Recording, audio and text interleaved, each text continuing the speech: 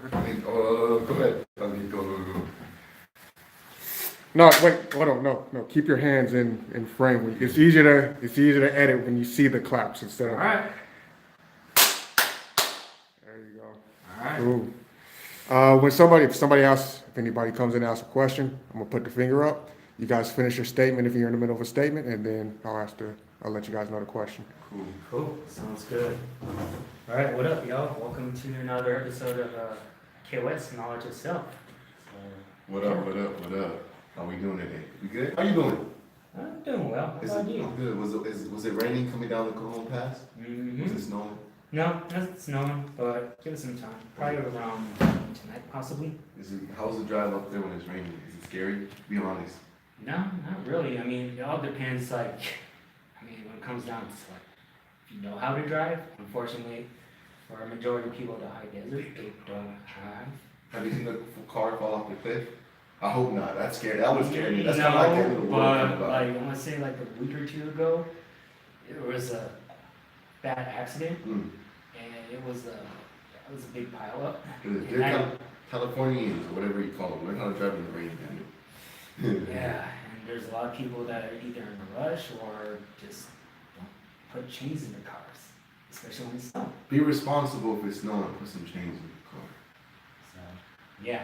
I mean, I saw I was looking through a couple of links. I'm like, wow, that's bad. And it was on a day where I was debating whether I should go make a trip down the hill, but I knew the reason why I had a vacation and took that day off is because to avoid traffic. And sure enough, I was like, yeah, no, I'm gonna stay home. Good. And unfortunately, that's when I ended up getting sick. So. Oh man, you should have went out and did something. You should have made a snow angel in the snow. Maybe that could have prevented you from getting sick.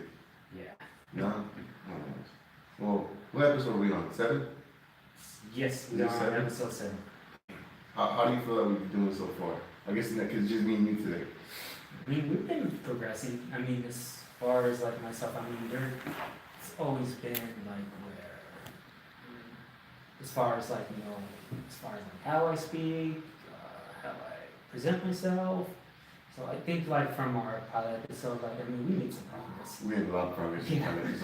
Did you cut your hair because of the appearance of the recording of KoS? I'm just giving you a hard time. I miss it. No, I mean, for me, I know if this is what's happened in the past, and Devo kind of joked about it a little bit, a little bit backstory to that, where I know if I didn't cut my hair, it's gonna be wild again, and it's gonna be to the point where I'm not gonna cut it. You should have just let it grow out and see what happens.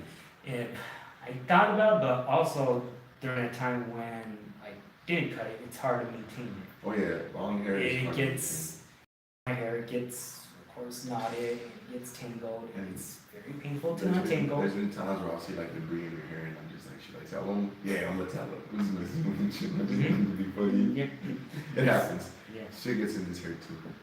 But no, I think we're doing a good job, and I want to thank everybody who's been watching, all of our guests who've been on with us. Thank you guys for giving us your insight and wisdom, your perspectives on life. It's really cool. I've enjoyed it. I'm pretty sure Vector's enjoyed it. Yeah, good to see the perspective on other guests as well too. So thank you guys. Shout out for being a part of the journey at KoS. We appreciate you guys. What we discussing today? Or Kelly, I'm just kidding. People act like this is brand new news, but I'm going on a tangent. Yeah, well, can I say something real quick about R. Kelly? I don't know, I just wanted to say this. It's been going on forever, but what's scary is the fact that he had a birthday celebration the other day, and apparently there was women wanting to be taken by him. So I think that's what's more alarming than the whole R. Kelly situation itself, is that women want to indulge in R. Kelly. Yeah. Which is, it's shocking, but it's not shocking. And it's also sad at the same time. It's wow, okay. And then it's my whole thing is this.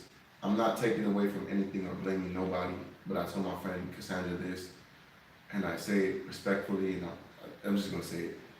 It's one thing if women were totally against it and bashed him, but at the same time, you got other group of women who want that, who want to be part of that, and that's what scares me more. Yeah, and also how his name's starting to be trending now. Now the streams are up. I'm that's a goddamn agenda already. I mean, hey, I mean, if it works, it's a marketing plan. I guess anything and everything is a marketing plan these days. Yeah. That's all I wanted to say about R. Kelly. I hope, I hope you get what you deserve. No, I hope you get what you deserve. I mean, I don't know. There's a lot of speculations, a lot of rumors out there right now. And it's kind of like, damn, really? I don't know. Yeah. Man. But something that's always been in the back of my mind is just maintaining your individuality, even amongst my peer pressure from just family and friends. Just from like my personal experience and just something that I always struggle with, like even in my early teens, preteens, just being something that I know internally didn't feel right, and I know that wasn't within myself, and I know that wasn't myself. I feel you. So eventually, I want to say like my early 20s, mid 20s, like that's when I started to like just be aware, like, it's like I finally put my foot down. I was like, no, I can't do this. Like, this doesn't, like, do you ever had a feeling like where your body doesn't feel right or feels physically sick because it's rejecting something? Oh yeah. And especially emotionally where like, I can't do this, like this, where you're like, I'm not It's doing like your this. body shuts down in a sense because it's like mentally speaking, you're trying to find your own individuality within your family, like you said, but then you have everybody trying to tell you, no, you can't do that. That goes against what we as your older people, family members think is right for you. So then you internally are trying to digest it all, but you have your own dialogue going on in your head, like, no, this is not what I'm supposed to be doing. But yeah, it's like you break down because for me, I think like 1920 is when I went through like a depressed phase where I was working a regular job and on my break I would be eating and I would be crying, like eating my burrito and crying because I worked at a Mexican fast food restaurant, and I would cry on my break because I wasn't satisfied. Something in me wasn't satisfied. I mean, cool, the paychecks, obviously you're young, you're 19, 20, you're trying to make some bread, but then I think as you mature and get older, the idea of who you are starts to come into play. It's like, I'm really here whatever, as far as like the job, but as far as like, where I need to do something more too. How did you go about creating your, not, I guess, finding your own, not, I think we have a sense of our own identity, but I guess how did you go about sticking the foot in the ground, saying this is me, this is what Vector does, this is who I am, what I do, what I am, this is how I breathe, this is how I work, this is how I function, this is how I breathe. Accept it or I'm not gonna be around. No, I guess to simply put it, like for me, it just one day I had enough. I just put my foot down, and I said, you know what, this time I'm gonna dress whatever I want. I'm not gonna be driven by trends. I mean, definitely not gonna be driven by fashion. I think that was like the basis of what started it all too, because I mean, don't get me wrong, like when I was a teenager, like my mom was driven by like fashion and just like name brands. Yeah. Like, oh, this is cool. You're supposed to wear this. And as I got older, like I really got turned off by it. And then I know it's like, my mom was still doing it. It's like, oh, we need to wear this, like so we can get girls. And in the back of my mind, I was like, well, if I'm gonna wear this just to get the girl, then one, I'm attracting the wrong person. Two, I'm selling the false pretense of something materialistic. And so with that, just serving the basis of that, that's when I drew that line as far as like, no, I'm not gonna do this. And then also where it came to what I like, what I feel like more related to myself, like as far as my true self. And that's just wearing what I want to wear. Also my appearance as far as like, a good example was my hair, like my fro. So I want to say when I was like 18, 19, I just decided to just grow my hair out. I wasn't used to working at the graveyard shift. I was getting tired. I was also making bread, and then I just one day I just had that curiosity, like, you know what, I'm just gonna grow my hair out. Mm. And then, I mean, just from close friends, I mean, their response was, you know, mainly positive, but on my mom's side, that was a different story. I mean, she didn't really, she was, Cause your mom's not Salvadorian, right? See, Mhm. my mom's not my daddy. So a lot of my dad's side of the family was very against it. About me growing my hair out too. That's the ironic part. 'Cause we share a lot of similarities. For, as far as like our ethnicity, Yeah. some things are taboo, so like for Mm. the audience, they're kind of like, what? It's Yeah. like, some things are taboo, but.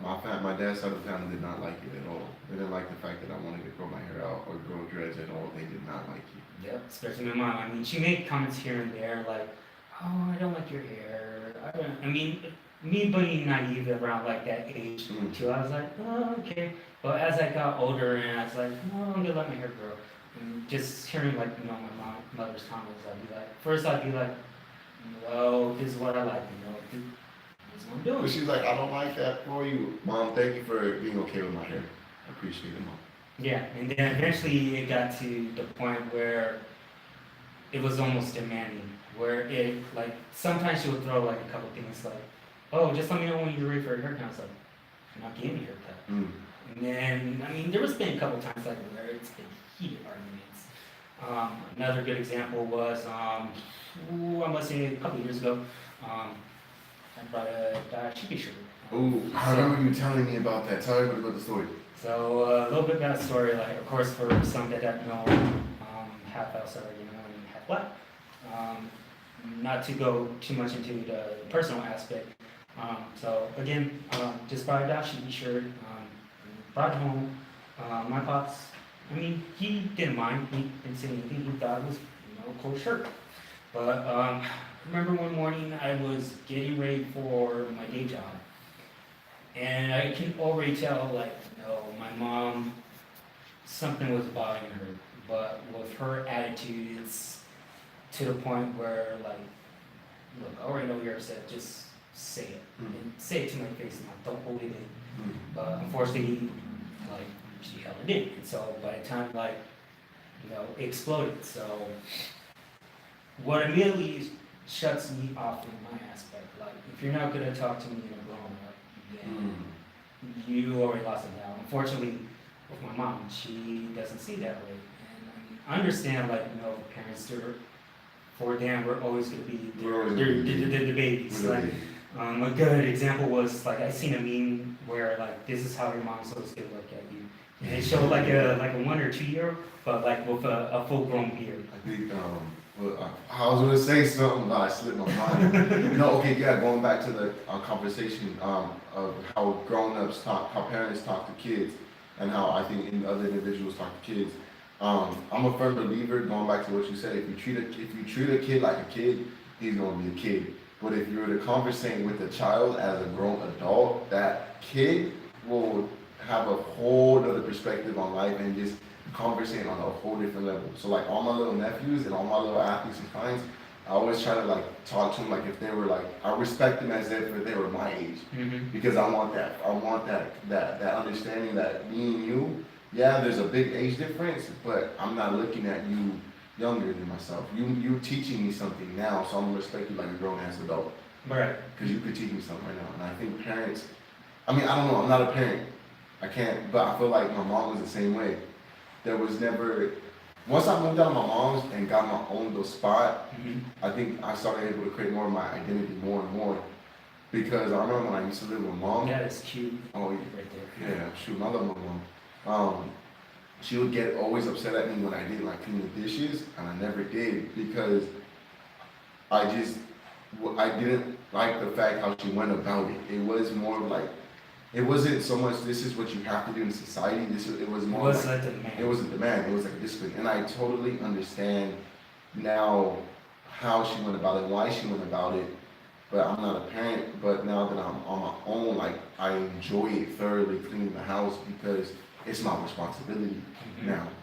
Prior, it was more like, I mean, it was. I guess it still was my responsibility as a child, but it's different when you're the adult in the situation now, because you're just like, now I don't leave. If I leave the morning, if I leave the house and there's a dish dirty, I get anxious. I'm like, I mean, other things like, I mean, it's gonna smell, you're gonna try roaches and other things. So. as we get older, we realize that, and I think for any individual, any young individual watching this, particularly young individual, men or women or whoever, don't be afraid to really discover yourself at a younger age. I feel like a lot of us 19, 20-year-olds, I think for me, from the age of 22, because 21 was fun. I enjoyed my 21 year. Mine was 21. I had a good time when I was 21.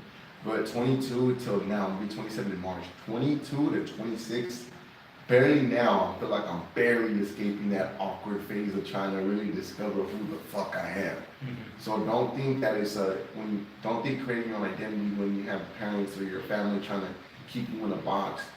It's gonna take time to really develop your character, to develop your characteristics, your I guess your morals, your morality. Oh yeah, definitely. Your how you deal in life. Like Noah James told me this yesterday. He goes, the first 20 years of your life, everything's out of your control.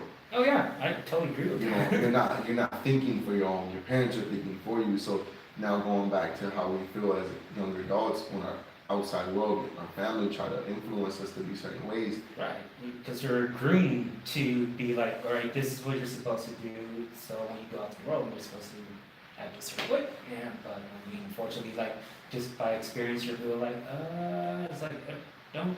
That doesn't look normal. And you start running amok and destroying things. Mm-hmm. But I think it's very trying to discover yourself and break the mold from the outside influence of your family who want you to be a certain way. It's a very beautiful, awkward, ugly, anxious, depressed journey because you want to be yourself so bad, but Yeah. there's that, like I said, there's this internal doubt. There's that the doubt, there's conflict, Uh-huh. a lot of conflict. Like it's like defiance against your family's upbringing because everybody is expecting and anticipating you to be a certain style, and all of a sudden you come out, you got either a fro or B, you got locks, you're not working a steady 9 to 5, you started your own business, you're rapping now like you're doing your own podcast. I'm pretty sure like a lot of our family members prior to this, they would have never ever in their wildest dreams thought of doing something like this. Mm-hmm. And now it's like what you I'm the oldest grandkid out of my cousins, of the grandkids of my grandpa, and I took that upon myself to really say I'm not going to do anything anyone else is doing in my family. So if I'm gonna be the first to come out, I'm gonna mess up my life so bad, but in a way, not in a bad way. I'm gonna mess up my life so bad just to prove, not to them, but just not to prove to anyone that take the values from them, but you don't need to live your life through their okay. Yeah, like I mean, you don't necessarily need to have their approval. And I think that's what's another thing what I was in conflict with myself. Because there was always times like, especially during like my early teen, and got to the point where like, it's like, you know what, like I'm Xing out this age, like, it's like I'm just gonna go and do what I need to do. And there's been like, of course, like still to this day, like my mom would say like, well, where are you going? And of course I would reply like, don't worry about it. She gonna slap you, bro. She gonna be like, she's gonna beat you up. My mom would have this if I told her that. Not anymore though. Like, what do you say? I'm like, nothing, mom. I love you. Go home. I'm gonna go. No, like I mean, Go home. I'm super bold. But with me, like don't worry about unless it's like where I know I'm gonna go like further down, like maybe like or out of state, like then that's a different story. And I would tell her like, hey, I'm gonna be in Nevada or I'm gonna be late because I'm going to Los Angeles. Like, in that aspect, like I do understand. But like if it's like local, then I'm like, I'll get home when I get. How would you tell? I guess let's just say we got a conversation with an 18-year-old right now. Mm-hmm. Or 6, no, I think 15 to 16, because I feel like that's the age where a lot of kids really try to influence other peers Right. to be a certain way. Like, let's just say we got a straight edge kid who's never done anything out of it. His mom has him fearing certain things. I guess how my mom was. I'm thankful for that. My mom installed a lot of fear into my life. A lot of good fear and a lot of bad fear. Fear of like going out of smallest stuff, a lot of fear of doing certain things such as doing this because it's like the reality and the possibility of you making and sustaining a life off of this type of stuff is kind of the reality is like this small. Oh yeah. But at the same time, I'm gonna say like anything else, 9 to 5, like the reality of you sustaining a certain lifestyle is still that small in my opinion. So what would you tell, what would we say to a 16-year-old who wants to do what he wants to do? Let's just say he's a skateboarder and he wants to be one of the greatest skateboarders alive, but yet his friends are peering him and peer pressuring him to do other stuff, but yet he's starting to create his own imagery and his own certain self. What would you tell him? What kind of guidance would you give him?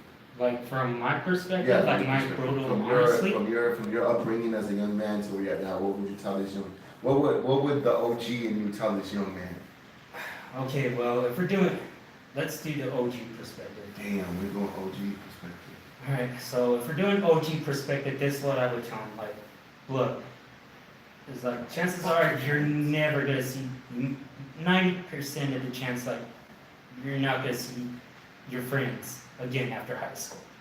Whether it be they relocate or they just move on in life, and God forbid, which it will happen, sometimes death.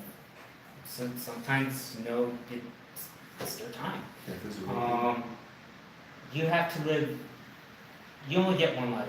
YOLO! And I would say, just to sum it up, you just don't live without any regrets. Because one thing that I always told myself, and what my mom always regrets, is living with regrets, like that what if. And that's why I told myself, and that's what one of my arguments that I had with her was like, I'm not going to live with regrets. I'm not going to have that what if. I'd rather be content with myself and know that I did it. And if I failed, then, at least I learned from it. I'm that stubborn, I'm still going to do it until I succeed. Another example was like, just to learn that first step in a graphic design job, it took me like 11 years. Yeah, I remember talking to you, like going through all that phase when you were trying to get that job and how long you've been trying to, what it's done to you mentally. But to see where you're at now, it's a whole different person, so that's good. Yeah. So, that's for the OG's perspective, is like, your parent, you're going to start to notice a fine line between they mean well and they're being toxic. And you're going to start peeping that real quick. Do you think parents know the fine line between being? No. Yeah, No. I don't think. No.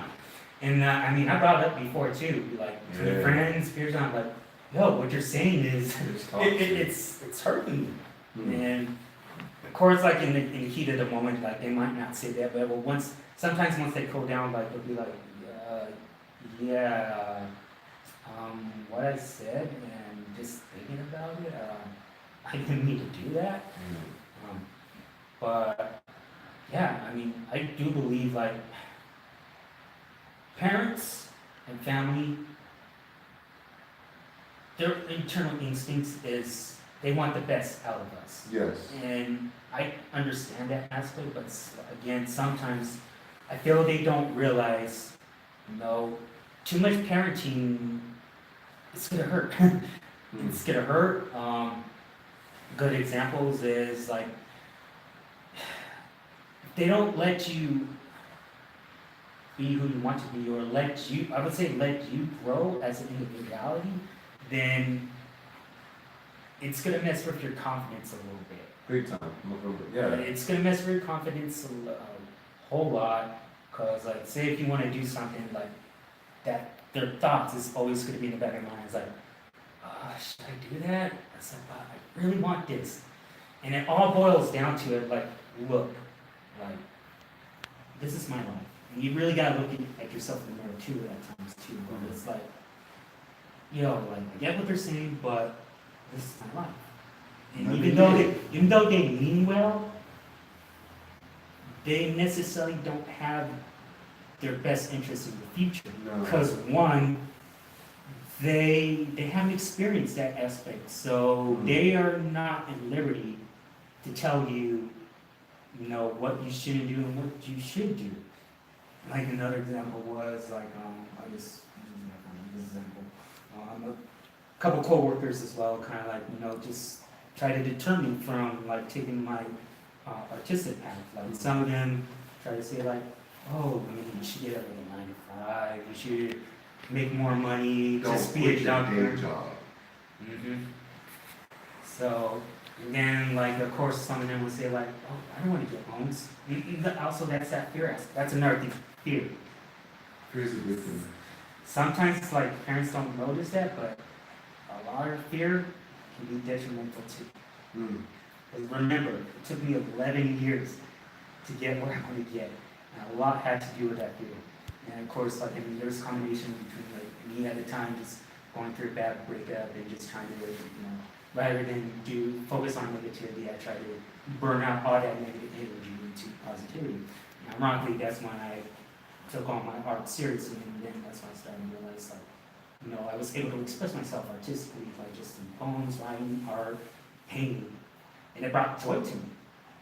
And I remember too, like, another thing that just made me put my foot in the ground too is when, actually my mom literally told me like, no, you need to stop what you're doing. It's like, I don't want you to paint anymore. And initially, that's when I snapped. I snapped. And when I mean snap, like Thanos? worse than Thanos. Like, I mean, going back into our like culture as far as like saying certain things that are taboo. Like, I mean, I felt like she crossed the line, so I was like, well, if you're gonna cross the line, I'm gonna cross the line too. Only difference is like I'm gonna hit back too. Oh shit. Not physical. No. Don't ever punch your mom. Yeah, that aspect, like, Don't no. ever punch your mom. Yeah. If you hit your parents, then you're a new love. No, I mean, I think, nah, never mind, I'm shut up. But I mean, it got to the point like my mom would say things like just to hurt me, and I went with that same attitude, like, okay, well, if you're gonna hurt me, I'm gonna fight back too. So eventually, like, it got to the point where, you know, I was like, I'm just gonna bounce. And it looks like we have a question. So what's up, people? Oh, no, I don't have a question. I'm about to restart the camera right now. All right. All right, so Yeah. go ahead and give me 3 claps. All right. In front. Cool. Go ahead, finish the combo. So, like, when she said that to me, that just ripped my core. And eventually, like, when I wrapped up the argument, I told him, like, don't tell me, you don't get to tell me when to quit. Especially for someone that was too afraid most of her life was full of regrets. He hasn't done nothing with her life. So I Did she cry? No. Like, we were, like, screaming. Damn, motherfuckers, no, damn. But, I mean, for me, like, I had enough. And especially, it was a lot, it was more like a boil. Did your relationship after that, was it more of a mutual respect and understanding, or was it just gorgeous? Just to say it, it's just rotten for saying it, it's a tolerance. It's a tolerance. There's, because, like, she's still doing her thing, she still says a couple things, like I try to calm down, like, for a good example, like, one day, like, she said, like, you know, you need to stop painting because we don't have room. Eventually, like, I get what she was saying, so I kind of calmed down, I was like, I told her, look, I'm still there painting, that's it. And I just have to have that. I got a question. All right, what's our question? You should say something nice about your mother on air right now. Who said that? Do we know who said that?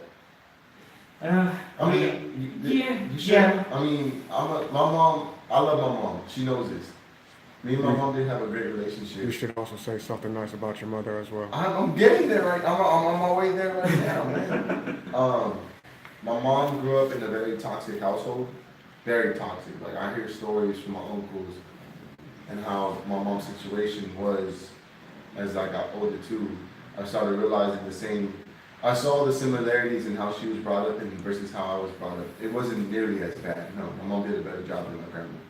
So my mom taught me pain, a lot of pain. But through her pain and through the pain that she had passed on to me through the relationship she was given from her mom and her dad, it gave me strength. Because I knew my mom was going through stuff.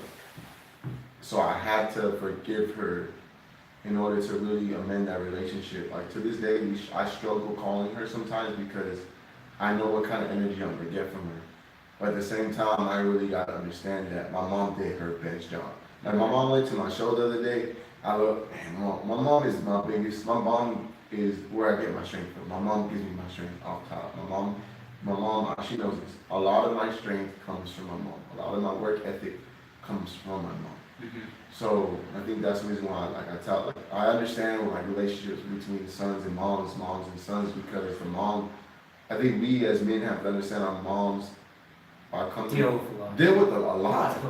So when my mom came on the show, she sits down a lot. So when she stood up when I was performing, I was like, yeah. So my mom, I love you, mom. If you watch this, she knows I love her. I talk about my mom in my music a lot. I mean, it's funny because when I started rapping and I showed her my rap lyrics, like that was the first time her and I actually were able to talk and actually enjoy like conversations with each other. She always said this, child, if you could remember lyrics, if you could remember how to spell words the way you remember how the lyrics are your favorite songs, you would be a genius. So I ran with that. I said, oh, lyrics, genius. I can remember lyrics, I can't remember how to spell words. So my mom's cool. So I love you, mom, and dad. Love you. So going based on our comment, so one thing, I'd say one positive thing. Well, I would say a few positive. Don't you say one, man? Come on. That's why I reiterated like a few.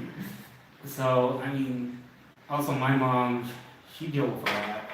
I don't want to go into detail too much about that, just for her privacy and for her respect. But I will say one thing that always stood out to me, what my mom taught me was, ironically, never be afraid. Never be afraid, always speak up, always stand up for yourself. And she also said, never be the first one to volunteer. Why not? She said, I always go back and forth with that. I was like, I get what she's trying to say, like, in terms of like that situation or scenario can turn from good to bad. That's true. I can see why she said that. That's why I'm always. So I always went with the approach like, well, I'm gonna observe before I decide to make the first move. But I know my mom's taught me a lot of things as far as like, man, the work ethic, the work ethic. I mean, she definitely tried her best, because, I mean, my pops wasn't too, quote unquote, what you would consider like a man as far as like being mechanically, like, as far as like knows how to use tools, knows how to build things. It was my mom that, taught me. Really? That's cool. Yeah, but she went with I guess you can say like, she didn't know too much, so she went with the Mickey Mouse approach. And the Mickey Mouse approach, like, I applied that to my part as well. If I didn't know, like, I would figure out, like, well, this is what I would do. But I would do it cleverly, like, where I would hide those mistakes. And it would still come out right. I think in mechanic, you really can't hide your mistakes as a mechanic. No, definitely mechanic-wise, but, like, and art-wise, that's a different story. You can. I think part of the art is a mistake itself. Yeah, so parents, mom, dads, we love you guys. We ain't talking shit, we love you guys. Yeah, don't get it twisted. I mean, despite my traumas, amongst other things, like, this is no disrespect to her. I mean, I went with this as far as like anybody that's having the same issues as what I was having at their age. I went with the approach where, like, don't follow my mistakes and how I approached it, but do it to the point where there's an understanding and where you can explain to whoever you're having at odds with your guardian or your parents or whoever you look up to as a mother and father, just actually have that conversation, like, you just sit down with them. And if you're fortunate enough to have that parent or guardian that comes to you and approaches you like not as like a child but as like a grown up as well, then consider yourself as like a blessing to have that type of relationship. And, do we have another comment? Yeah, I think that's good. I think that was a lot. We said a lot in that segment. Yeah, I mean, like just like I knew like with this topic, it was gonna come back to home to me with a lot of things, and especially like just some of the conversations and some of the things that you had to deal with like with some of your kids. Did the rain make it more like emotional? Damn, I just thought because it's raining outside. No, it's something that I deal with every day, and ironically, like thinking about it, like I know that I'll have children, but like if I do, I know for a fact that I have to watch myself, like, because I can understand sometimes from my mom's perspective, like, not being overprotective, but like just, you always worry. Oh yeah. You always worry. True, I don't even have kids and I'm around kids all the time, I worry. Yeah, especially my best friend's kids, when I was able to hang out with my best friend, like, we would have a conversation, and like, every second I would turn my head. Every second I would turn my Because head. the kid is observing everything, man. Babies observe everything. Every little detail. I got my roommate's little daughter, like, shrugging them. Every time I look at her, I'm like, let me see your shoulder work, she'll shrug. Then I'm like, you wanna fight? She'll throw up a fist, like, throw a punch, I'm like, damn. And then she'll like start dancing, and it's just like, wow, kids pick up everything. Yeah, like even my goddaughter, like, you would think like, oh, she's not a big help, but she is hard. Yeah. She is hard. Like I remember, like I was talking to her pops, and she wanted to get some boxing, so I helped her hands up while I was talking to her pops. And she punched you in the face. No, she didn't punch me in the face, Oh, but she did. like for like a good 15, like 12, 10 minutes, like I was doing this. And then the next day, like I woke up and like, Oh yeah, you don't understand, man. Catching punches, you get hurt, huh? The hunky will biceps, and you know, man. I'm too strong, I don't know. Oh, he's too strong.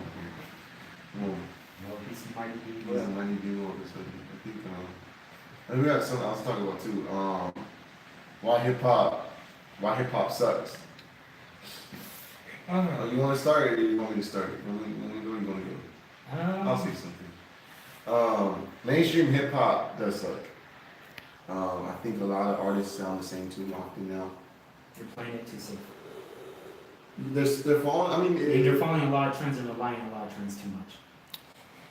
There's a comment says they think you're playing it too safe by just spotlighting mainstream hip hop. well, I mean, I was gonna go beyond. Thank you. I was gonna go beyond, but I just think a lot of things mainstream hip hop sucks. Are we talking about underground local scene?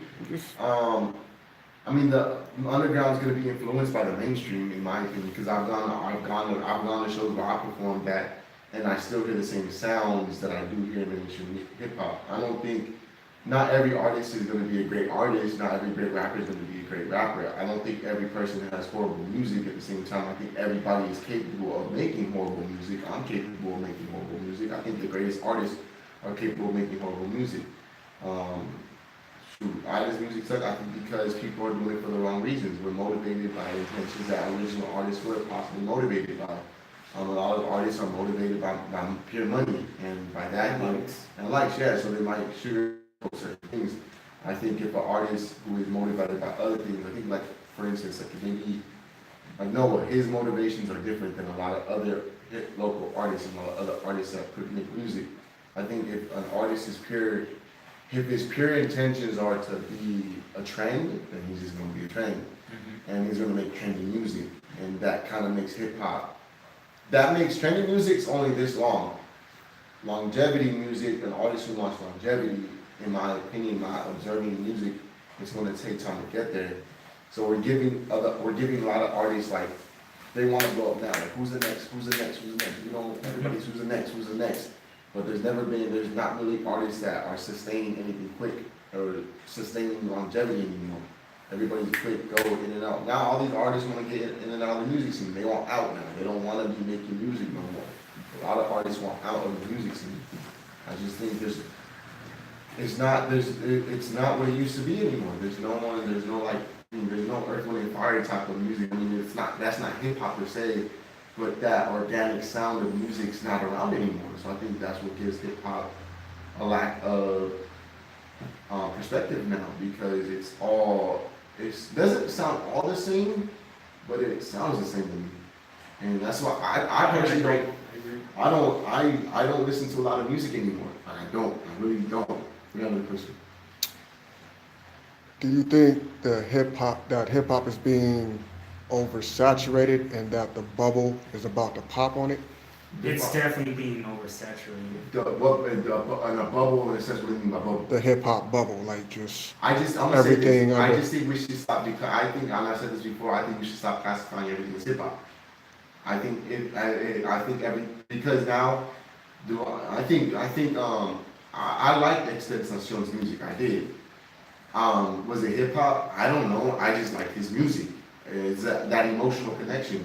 That's the reason why, like, I don't think we're not gonna get the 50 Cent. We're not gonna get no more Nas. We're not gonna get no more Biggies. We're not gonna get no more Tupacs. Obviously, we can't.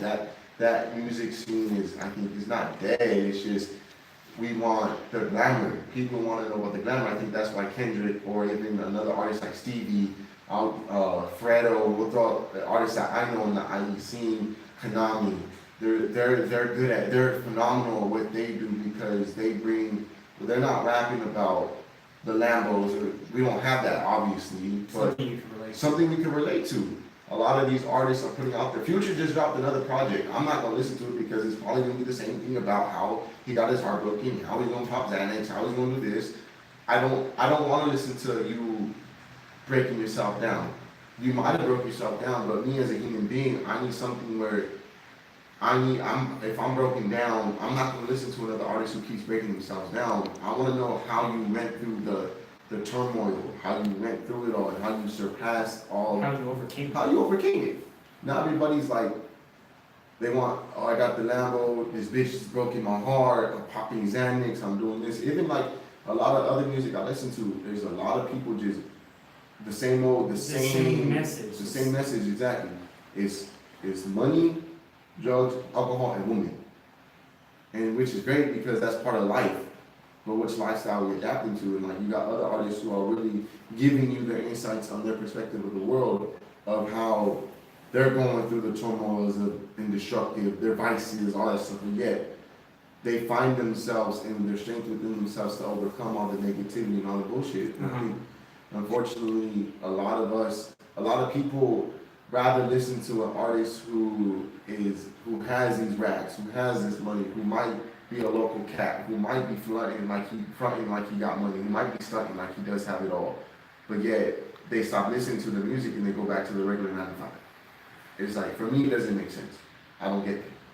I can't grasp that. That, and like just going back into like how, like, you know, Future's just one talking about that, and then there's the other artists talking about the same thing. And what I also notice is, like, it feels like a lot of them are afraid to be different. They're afraid to grow.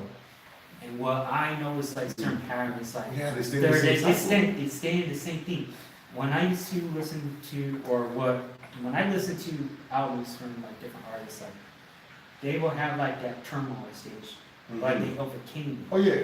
They would grow further. Even sometimes like they would go back to it. Sometimes they'll go back to it. It was more of this versus a lot of just staying stagnant. Yeah, and I think. And to me, it's like, dude, just going backtracking a little bit. Like I do also agree, like. Oh, why does music suck? Because you guys keep blowing up the wrong people. Yep, blowing up the wrong people. You guys rather see Blueface blow up than your next door neighbor who's actually a pretty good lyricist rapper. You got a question, sorry. I didn't mean to push you off. No, go for it. Blueface is the dopest freestylist out in the game right I've now. never watched any of his videos, so I really can't say anything. But you're smirking like he really is. I heard he can't be. I heard he can't be on beat. He's, But one of my athletes told me this. He said he purposely isn't on beat because he wants to create his own sound. But I don't think that works. I think you have to be on beat. I mean, I get a lot I mean, of I my, get the, he's trying to create his own like. but I mean, like that I kind of respect. yeah, but still, it's like, But I can't. I feel like I can't really say shit because I really haven't done much as an artist as a career. You know, that's why I don't know. Sometimes I hold my back and but like, I mean, it's I'm a your, fan. it's your opinion. It's my So, opinion. so I mean, like, speak your truth. I'm gonna speak my truth. mm-hmm. I'm just kidding. A lot of balls happen. My athlete Nilo. I hope Nilo watches. He said they were, but Nilo said he didn't watch this. I love listening to his perspective on music because it pisses me off sometimes because we'll be mid workout and he'll ask the question, "Who did you like more, 808s or heart rates or Yeezys?" I was like, 808s, heart rates. But his opinion on music's so cool because because his dad had him listen to a lot of the 90s hip hop. Mm-hmm. So he has that 90s hip hop in him. But he also knows about the Fortnite genre of music. I guess I'm gonna call it the Fortnite genre. Why do people like Fortnite? It's simple. Why do people like the music that's out now? You don't gotta think. Which also can be a bad thing. Too. It's a bad thing It's because- a bad thing because like if you simplify Gucci it, gang, then- Gucci gang, Gucci gang, Gucci gang, Gucci spot, third racks on new chain. yeah, it's simple, but it's like okay, what? Is it like you didn't put no effort into that. People like simplicity. Another question. What about, older artists older legends in the game who didn't put effort in the songs, but them bugs still bumped. People still don't know. I see it goes both ways. It doesn't just go. It's a double-edged sword. It goes with any music in a sense, with being lazy and stuff. I think I think Kadami or somebody in our past always said the cream will rise to the top. And I think at the end of the day, even Snoop Dogg or someone said, Jay-Z said this. He said trendy artists will not last, and I'm a firm believer trendy artists won't last. I think because now think about it, with that phase that we just experienced this year in 2018, it was a lot of little pump. And this is what scares me. If I was A lot of 17, artists are doing something. little something. But here's what was scaring me, and I don't think a lot of them, and I'm thankful J. Cole did this. Because if I was a young up and coming artist and all of a sudden I went from 0 to 100 real quick, like a lot of these young guys did, I'm sorry, they don't have proper education on how to handle the situation they're given. Because now it's like, Tekashi 69, he's in jail. Homie, I don't know him, but he's in jail now. And that's unfortunate. Like he's really this young individual is really in jail because he was chasing some type of fame. And he exposed himself for everything he's done wrong, whether it was real or whether it was just trying to be cool. He really put himself in a situation. Now Lil Xan, apparently they're saying his relationship with his girlfriend was fake. So we gotta realize a lot of these mainstream artists that are out there, they're not gonna last long. Yeah, they're living in a fantasy. And what it all boils down to it too, what I always believe in is some of these younger cats and older cats as well too, especially back in the day, the heart is not into it. Yeah, Their heart is not into it. Going back to it, it's like money. I mean, money's a great thing because money is a tool to utilize to create more for your career as an artist. But I think a lot of people, artists in general, they're getting away from why people rap. I'm pretty sure, like, if my motive to rap is to be one of the best rapper that a lot of people have ever seen, like, I really want to be that guy because that fuels me, that gets me. I want to be the best trainer. I want to be the best business owner. I want to be the best lyricist. I want to be the best poet. I want to be the best at this. I want to be the best at that. That fuels me big. Yeah. That's what gives me my edge to go. That's what gives me my weaponry. That's what gives me my emotions. I'm an emotionally driven person. So when I'm in tune with my emotions, that carries me beyond. And I feel like a lot of people these days they're not motivated by other means. They just want the money and they think the money's going to give you that belt. That heavyweight title, like you are the best lyricist because you got the money in hip hop. That and the word legend gets thrown around a lot. To young legend. Like, especially with like some of the fans or just anybody just commenting me, they're saying like, oh, this guy's a legend. I'm like, how long has this person been out? Well, it's like you have 17-year-old. I mean, here's another thing you could say though. I would have if I started making music and I could vouch for this myself. When I was 16 or 17, my music would be so different than it is now. I would probably be doing the same shit they're talking about. I probably would. I mean, I didn't do any hardcore drugs. I didn't smoke weed until I was like 19. After my first alcoholic beverage when I was like, was my senior year in high school when I was done with the football season. Because I told myself I am not gonna drink football. I was like, fuck it, let's do it, let's party. So if we think about it, because like I love going to Coachella, I love going to raves, I love doing that. I love being in that scene, I love it. But let's just be honest real quick. How many, the artist himself is 18, 19. The reality of their genre of fan base, what's their age group gonna be? Yeah, around that 15 age, like 15, to 18, 19, early right? 20s, Yeah. around that age demographic. I stopped So- going to like a lot of concerts once I turned 23. I was like, I don't want to wait in line, I don't want to do the whole process. And Yeah, as you get older, like you can't handle it. you Like can't handle it. me with Coachella, I know for a fact, Oh, I can't do it. I can- Unless it's VIP where I'm sitting there on the stage. I cannot. Is that a question? No, you got 5 minutes left. Oh, on the subject of 5 minutes in total. 5 minutes till we hit an hour. Huh? It'd be an hour and 5 minutes. Oh, 5 minutes. So Damn, that was bad. Okay, cool. We'll keep talking. I think so. That's one thing we got to consider too. I think why does music suck right now? I think because we're giving a lot of young artists a platform, which is not necessarily a bad thing, but we got to think about it. It's like if I were to go to the NBA and I had no proper training of the NBA and I had 2 great years in high school, like Andrew Bynum, right? He went to the Lakers and he didn't have a great career. He went straight out of high school. So we expect this young man to produce and make great music. It's like we expect Lil Pump to produce great music, right? How? When he's barely 17, 18, 19. How long has he been making music for? A year or two? 2 years, 3 years? He's barely been making music, so of course it's gonna be the measure of how great his music is, it's not gonna be as good. So that's another reason why I think music probably does suck, because the age of where these artists are at, producing their top quality of work at the and age. then looking up to like these other individuals where they're mediocre Yeah. as well, and then also plus digital. Everything is being you can access it and you can like easily cut like the record labels and just do your own thing. I think that's cool. I think that's great. I love that. I love that you could do stuff like that. And I feel like this day and age, I think hip hop. I've noticed this. There's a lot more melodies in hip hop. Yeah. I don't know if that's a bad thing. I kind of like that, but that's what I'm saying. Like, can we stop classifying it as hip hop? That's my thing. I think we should stop classifying, because my whole thing is once you take away the classification, there's no issues. There's no right and wrong. There's no right or wrong. At that point. And I think a lot of people should consider that. I think because look at the NBA. What is LeBron James? Is he a power forward, a point guard, or what is he? That's just LeBron. So that's just Little Pump, that's Little Uzi, that's Little this guy, that's them, that's Noah, that's Fredo. So it's like, can we leave it as them in the individual rather than trying to create a lane, rather than put them in a lane, let the artist create their own lane. That's why music sucks.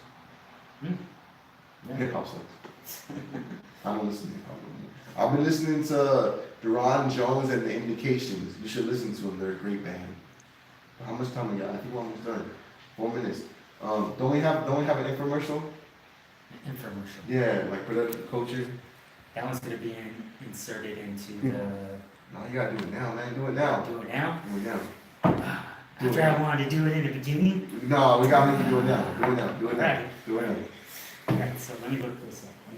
Let's see if I can do this. Oh, we were live. I got the notification that says Untapped Hip Hop TV, KoS episode 7 live. Hey, I said yes for tuning in. Yeah, and again, thank you for the people that's commenting. I mean, I know at the beginning it looked like I was a dick, but I mean that was not the case. But it definitely had to Who be. thought you was a pig? It had to be. Who commented today?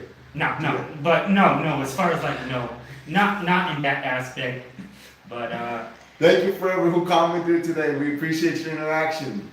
Yes, definitely. Well, on that note, this podcast is produced in part by Productive Culture.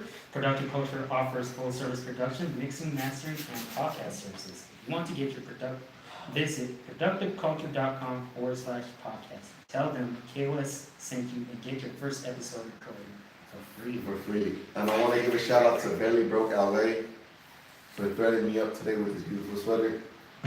Black love, brown pride. If you need the price, I got the hookup. If you want us to wear your gear here and sponsor and advertise for you, we can do that. Thank you. Subscribe. Hit that like button. Yeah. Where can they find us? Where can they find us? Well, they can find us on, of course, YouTube, Instagram, Facebook, Twitter, and Snapchat. So, We're at? I'm just TikTok. You can find me at I am New Age Takeover on Instagram, New Age Takeover on Twitter, New Age Athletics. If you're looking for a personal trainer, I'm your guy, huh? Right back there? Yeah. How much you weigh right now? Last year I was 190, and you cut me down to 159. The goal is to be back at 150. Oh shit, really? I'll help you drop that. Damn. Yeah. See, I don't even gotta brag. My clients brag for me.